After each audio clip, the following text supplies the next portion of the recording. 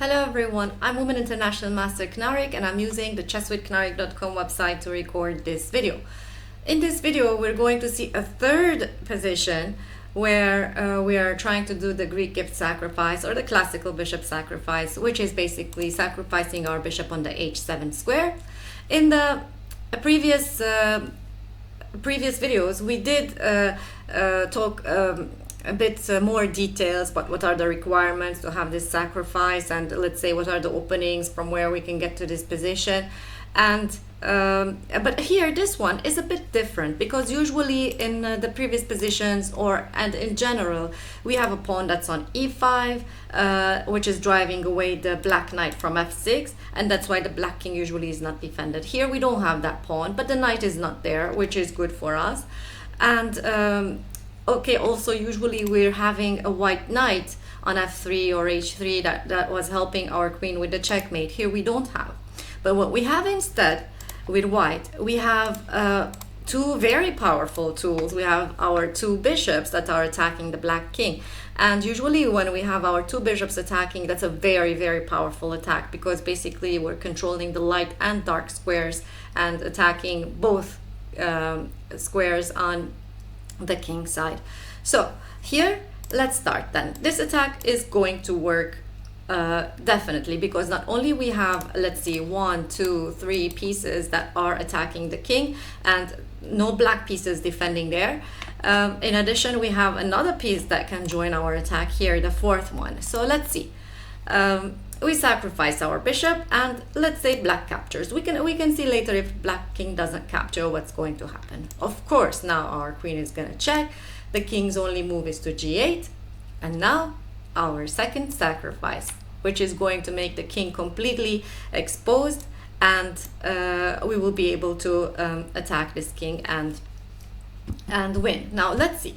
It's true that the king is exposed, but we sacrifice two pieces. We should definitely be very careful, and we should always make sure that if we're sacrificing two pieces, we have enough pieces left for the continuation of the attack. For example, here, if I just had my queen left, I have nothing but a perpetual check here. Just keep on checking. But the good thing in this position is that I have another rook that can join the attack.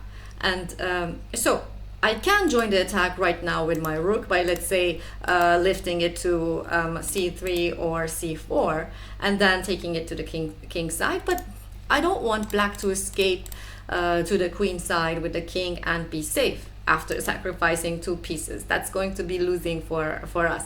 So what we can do instead is we can try to trap the king on the g or h files by doing another check here. If the black king moves to h7, we can bring our rook, and that checkmate is not going to be stoppable. That's why it's better for black to move to h8, because if right now we bring our rook, black can try to bring the queen over, even if it means that they're going to sacrifice that queen. Let's say they push their pawn after this check.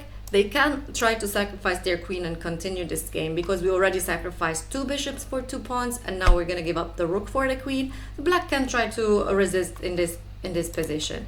Of course, we don't want that. We want to win as fast as possible. So what we can do is trap the black king on the h or g files by doing an extra check from f6, which is not allowing, let's say, this pawn to move, not allowing the queen to join the defense. So here, let's see different moves. The king can move to g8, the king can move to h7.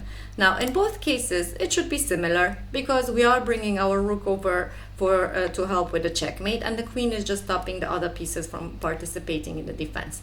And let's say on king g8, we're playing rook to c4, and there's nothing that's stopping our rook from moving to g4 and then checkmate either with the queen on g7 or queen to h4. Now, okay, black might try to delay our checkmate, but nothing's gonna stop it. So going back,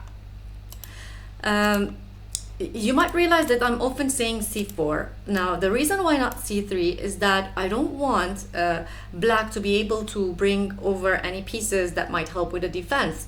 For example, black can play here bishop to e4, and then if I check, they can cover with the bishop, and I will not be able to checkmate. It's true, I can try again, but black can defend again. I can try again, but black can defend again. And if I try too much, It might even be not so good for us, because if black will be able to defend, then it's going to be just even better for black. So going back,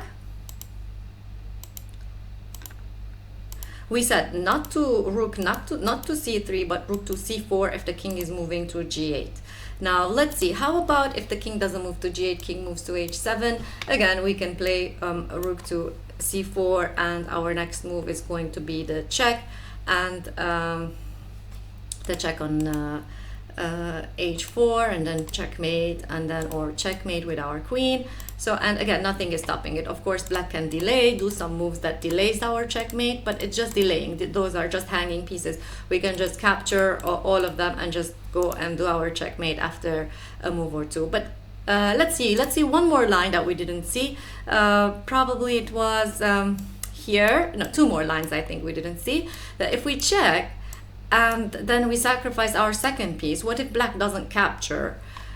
So we do want checkmate. What if black doesn't capture and tries to make a escape square for the black king?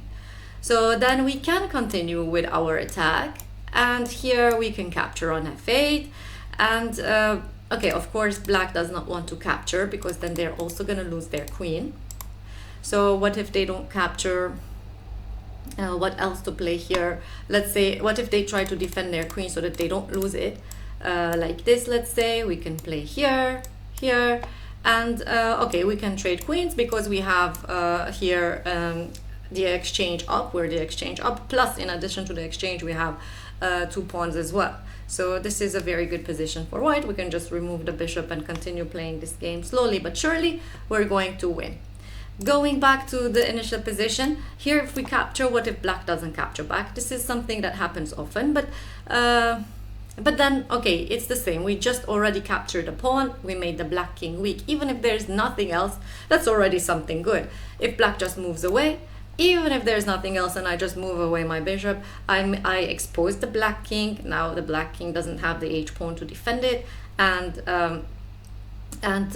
in addition, I won a pawn. But of course, there's often good continuations in these positions, because, okay, all my pieces are still around. So I can continue and play queen to h5, and my threat is going to be, again, checkmate. And how will black defend here? It's not easy.